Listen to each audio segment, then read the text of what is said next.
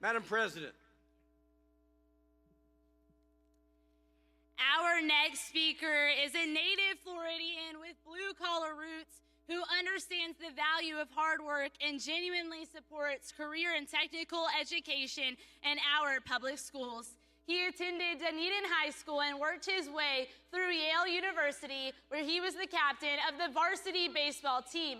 He also graduated with honors from Harvard Law School, where he earned a commission in the U.S. Navy as a JAG officer. During his active duty service, he deployed to Iraq in support of several Navy SEAL missions. His military decorations include the Bronze Star Medal for Outstanding Service and the Iraq Campaign Medal. Since his time in the military, he has held several offices at the state and congressional level where he has worked tirelessly on behalf of Floridians. No leader has accomplished more for the state of Florida, including a movement to deliver the great American comeback, than our next speaker and our dear friend. Florida FFA members and guests, please help me welcome to the stage the 46th governor of the state of Florida, Governor DeSantis. I could dance. Watch me dance, dance the night away. My heart could be burning, but you won't see it on my face. Watch me dance, dance the night. Well, good evening, FFA. Is that for me? Later. Okay. So you want me to speak, and then you're gonna? Yes. I'm excited about what that is. If that's a degree, an honorary degree, I'll take it. I'll put it right next to the honorary degree I got from the Limbaugh Institute for Advanced Conservative Studies back in the day, which not a lot of people got. Well, I'm excited to be here. Do we have anybody? I met a couple people from Plant City backstage. Do we have other people? Plant City, Strawberry. You know, me and my family love the Strawberry Festival. And you know, I try to tell people, everybody knows Florida, citrus, and that, which is great, and we're proud of that. But we have so many different things that are produced in the state of Florida, and we have the best winter strawberry harvest anywhere in the United States of America. And if you go to that, you can get anything you want, milkshake, shortcake, all this other stuff. But, so we loved it. But you know, a couple years ago, the legislature had an idea that they wanted to make the strawberry shortcake the official dessert of the state of Florida, and that they would pass legislation to that effect, which would end up landing on my desk, and I'd have to make a decision on that. Now, as soon as I heard this was in the works, I love strawberry shortcake, but the first thing I thought of is, what are the key lime pie people gonna say? Well, it turns out that key lime pie is the official state pie, so strawberry shortcake could be the official state dessert, and everyone ended up happy. So I was happy to sign that. I'm happy to support everybody involved with strawberry. And oh, by the way, you know, we've done a lot legislatively, Freedom to Farm Act. We've done a whole bunch of things to really support agriculture. We've done a lot of disaster recovery. I noticed, and I have the budget that we're working through right now. I'm gonna sign it very soon, you guys will see. But there was an item, I think it was $700-800 for FFA programs. So I just want you to know.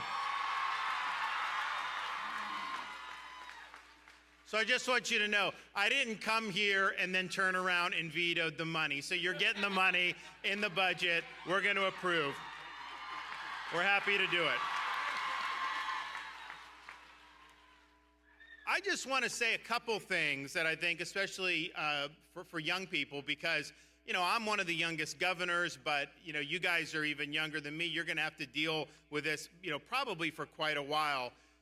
There is a movement in this world, not just in this country, to attack agriculture and to go after farmers and to go after ranchers. A lot of times this is done under the guise of climate ideology.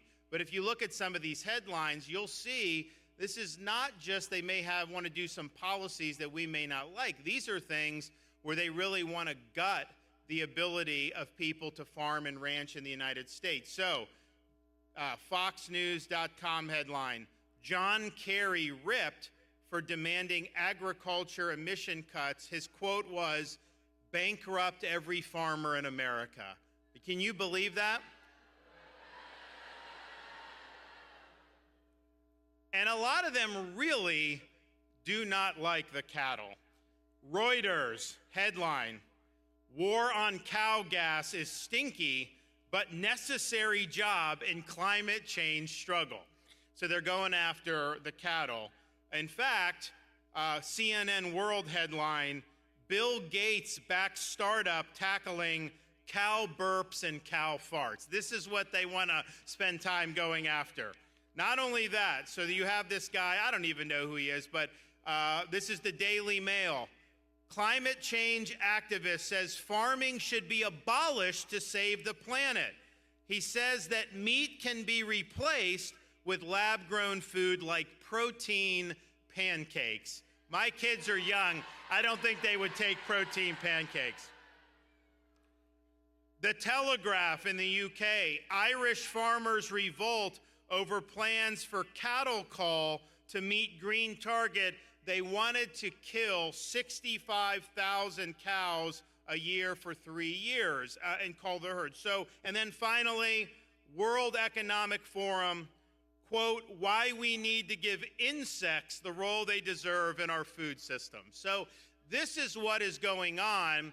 And so we have really led the charge in Florida against this type of ideology, which doesn't just affect agriculture, it affects people's freedom to be able to live and pursue their dreams. So for example, we had legislation to kneecap this whole ESG movement, environment, social governance. They want banks, honestly, a lot of banks would probably not even lend to farms in the future had we not taken action.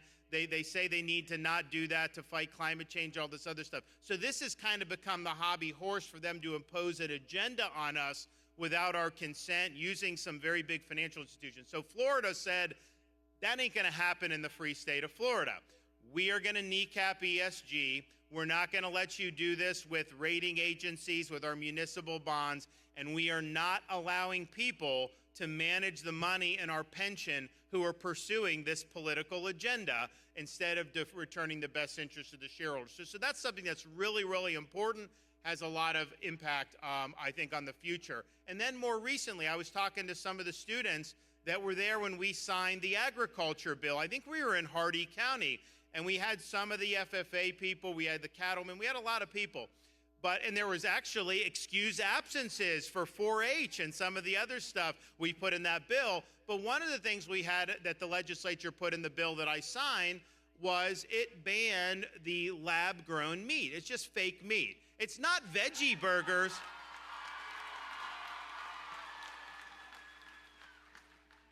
You know, and this isn't even, like people like do veggie burgers, plant burgers. You know, I did a taste test one time. One of the companies that does a lot of this stuff is headquartered in Florida. So I was down, and I was interested in trying other things, but they had me try this burger that was not made of meat. It was not lab-grown. It was like plant-based, all this other stuff, which, look, if that's what you like, the thing about it is it's actually less healthy than just eating the meat to begin with. So I don't even know what they're talking about. But there's all those choices for consumers. If you want to do a burger patty out of vegetables, you can do it, all that stuff. The lab-grown meat, some people said, well, if someone wants to cook up meat in a lab and create it, why can't people do it? And one, I don't know if it will do harm to anybody. Nobody really knows that at this stage. But if it were just a matter of consumer choice, hey, you say, you know, what's the big deal, right? But it's not. It's part of this agenda and these headlines that I read from you. They want to create meat in a lab so that they can turn around and say, you don't need to farm anymore. You don't need to ranch anymore. People don't need to eat real meat anymore. And trust me, if they are given the opportunity, they will use the coercive power of the state to impose that vision on the rest of us. So thankfully, you have a state government, not just me as governor, which I'm happy to lead on these things, but the legislature that has said that is not happening in the free state of Florida, not on our watch. So we're standing for what's right. And so it brings me to a larger point that I'll leave you with, is because I think it grows out of this. Honestly, we saw it in COVID. There's a movement, and the media loves this, to say that experts should be able to determine how we live our lives. And they use the fact that they have a degree. Trust me, I have some of these degrees. These are not people you want running your life, okay? So they say they're going to use, oh, this person's got a PhD in this or that. They're an epidemiologist, all this stuff. And so therefore, they should be able to restrict your behavior or change society. Look, there's a role for expertise in society. I am not about to get on a plane and think that I can fly it as good as the pilot. Trust me. I am also not someone, I understand people that are actually doing the work that our farmers are doing. They understand what they're doing.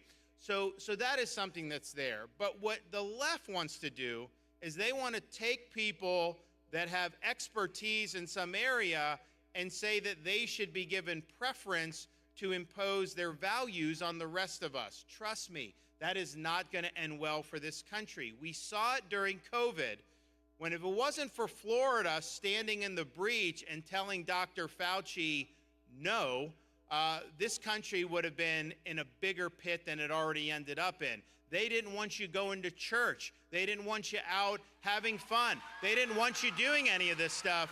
And if we had listened to the experts, just think of how bad things would have gotten. Instead, because we bucked the experts, the state of Florida has never done better in its history.